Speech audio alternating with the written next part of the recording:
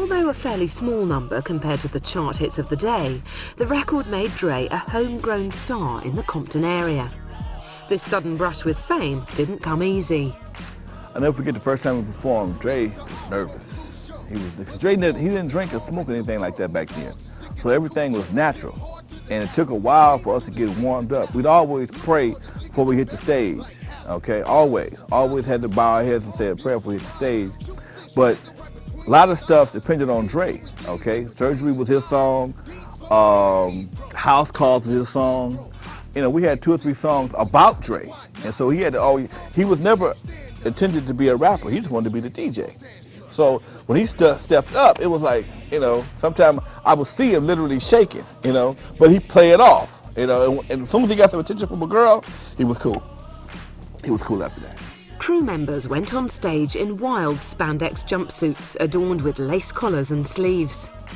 Taking his cue from pop showman Prince, Dre surprised no one when he decked himself out in a surgical gown and mask. We were going with the times as far as the dress, okay? People clown us right now. You guys wore makeup and had jerry curls? Yes, we did. But so did Big James, Prince, and everybody else making records. Dre used to wear this surgical outfit initially because Dr. Dre. And then we started wearing the sequins, and Yella started wearing the eyeliner, and Dre had a little eyeliner on too, a little lip gloss. And then they moved on when they started making records going Hollywood, I guess you could say. You know, he switched to the lace and, you know, the eyeliner and, you know, the mascara, stuff like that. He doesn't ever talk about that. I don't know why, but that's where, you know, he started right there. He should give us a shout out, though. I did the eyeliner thing. I couldn't go to the lip gloss thing, okay? I wasn't rolling with that, okay? We was on Santa Monica Boulevard, man. You don't wear lip gloss on Santa Monica Boulevard, okay? You might get picked up. The Wrecking Crew had some great times together. The taste of success allowed him to indulge in his other passion, girls. If we had some girls in the crowd, oh, he could act a fool. If there's any fine women in the building, he's gonna act a fool, okay? He's gonna do some extra scratching, but he was always a cool fool. He'd always maintained his suaveness, let's put it like that. Okay, he was cooler than I was. I was supposed to be the coolest, okay? Pissed me off. He had all the girls, okay? That's real. He had most of the women. I got my share. It was clear that Dre wanted more than the Wrecking Crew could offer. For some reason, one day, our first gig, we look up, we on the bus, Dr. Dre and the world-class record. What the hell is this shit, okay? Everybody was pissed. How the hell did he get to be top billing? You know, Dr. Dre and the world-class record crew, we in Pittsburgh, California. And this cat put, so we playing in front of like 500 people. And Dr. Dre and the world-class record crew? How the hell he become Smokey Robinson or some shit? Pissed everybody off. Anyway, that was the tidbit of history.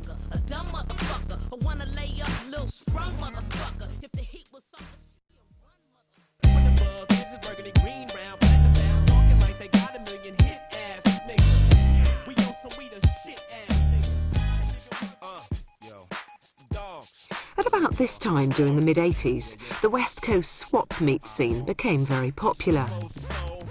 The Rhodium swap meet was where all the luminaries of the West Coast rap scene first used to hang out to get their records and mixtapes.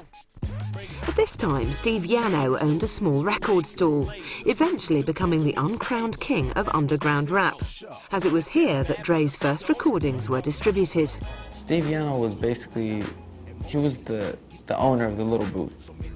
And basically what he did, from my knowledge, is he went around, collected all the best vinyl from anywhere he could find it, and every weekend he'd come down, Saturday, come down and put it out for sale. You could also say Steve Yano was the creator of the mixtape. He's the mixtape king. He's the OG mixtape king because he was the first one to sell mixtapes by the bulk. You know what I'm saying? You can find anywhere from Dr. Dre to Tony A to Juice. Their mixtapes there, and with all the freshest new music. And I'm talking about way before DJ Clue or any of these guys came around. This is like, you know what I mean, 85 mixtapes. So you could say he was a mixtape king, the creator of the mixtape market.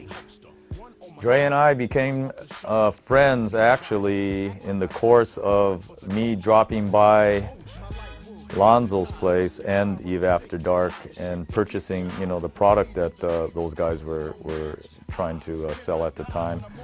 And in the course of one of the meetings, he was on the turntables and he was mixing records. And at this time, I said, wow, you know, it was shocking to me. And there was a tape deck there. And I said, hey, do you think he would ever make me a tape? And Lonzo was there, and of course, he said, sure, what you want?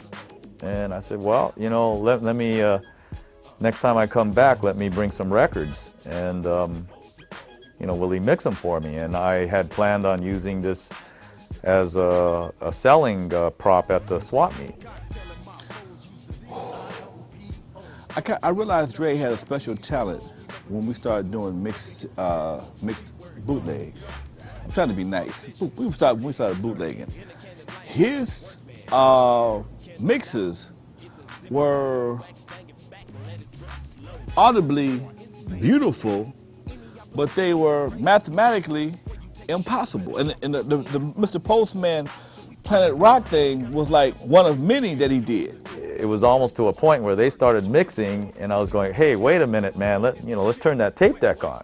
You know, so that first time, they lined up the records. He started mixing, just straight freestyle mixing records with the tape deck running. All the new records that I had that I had planned on selling the following week, and they made me a tape. So I would take these tapes out to the swap meet, and I would play them over and over and over, and the kids would hear the new selections all being mixed right on the spot. This place is significant for Dre because if it wasn't for here, it would have taken maybe longer for the masses to hear Dre. Because he was a DJ, he used to make those mixed tapes, bring them here. Steve Yano would be like, hey, this is Dr. Dre, these are all the hot new songs, everything, early De La Soul, early BDP. He'd get the hottest records, put them all together, and he'd bring them here and sell them. So everybody already knew that Dre was a good DJ. So by the time he got to N.W.A, he already had a buzz on the street.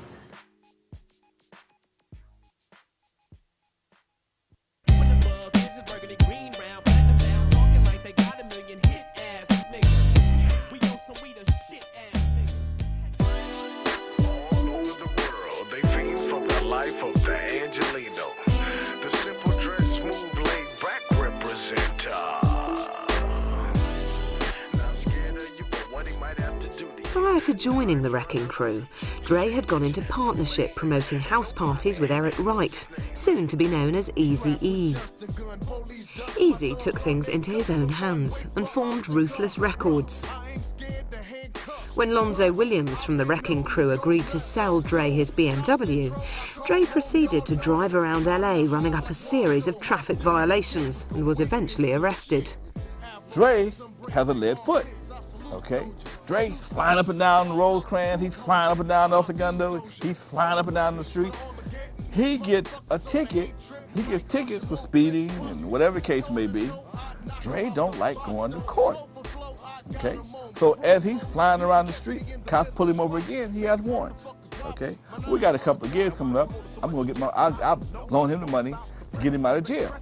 So it got to the point, I was getting him out of jail almost every 2 weeks. You know, he called Eazy to call me. So I'm not going to get him, man. That's your boy, you go get him out. I done got him out twice already. You go get him out. All right, so Eazy go gets him out, and then they cut a deal for Dre to produce some tracks for Eazy's new company. And Eazy was like, I got these tracks. What I'm gonna do with them? Dre said, Dre being the kind of guy he was, rap for your damn self. And he brought that shit in the house. We laughed. And we're like, it was the joke, I'll never forget long as I live. I said, man, you know what? Y'all should stop laughing. This son bitch might fuck around and blow up. And everybody felt like, man, he can't blow up, blah, blah.